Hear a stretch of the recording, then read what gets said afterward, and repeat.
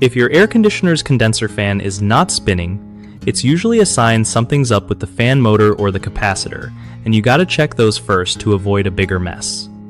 So first, make sure the power is totally off. Safety first, you know? Then, take a look at the fan motor. Sometimes the blades get stuck with dirt or debris, so clean that stuff out gently.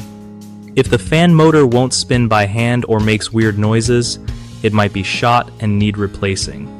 Next up is the capacitor. It helps the fan motor start and keep running smoothly. A bad capacitor often feels swollen or looks leaky, but if you're not sure, a multimeter test can confirm it's busted. Replacing the capacitor is usually cheap and easy, but if you're not comfy with electrical parts, call in a pro. Also, check if the wiring to the fan motor is loose or corroded. That can stop the fan from spinning too. Keep your condenser unit clean overall, because dirt and grime can cause overheating and fan problems down the line.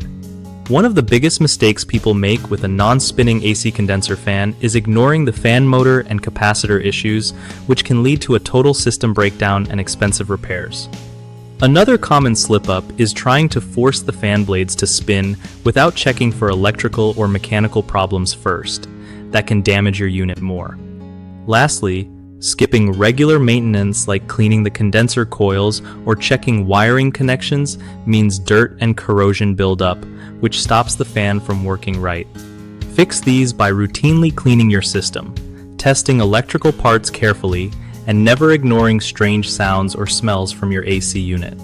BigHomeProjects.com is clutch for homeowners who want to find trusted local contractors without all the guesswork. For contractors, it's a solid way to connect with people needing real work done, helping everyone get things fixed faster and easier.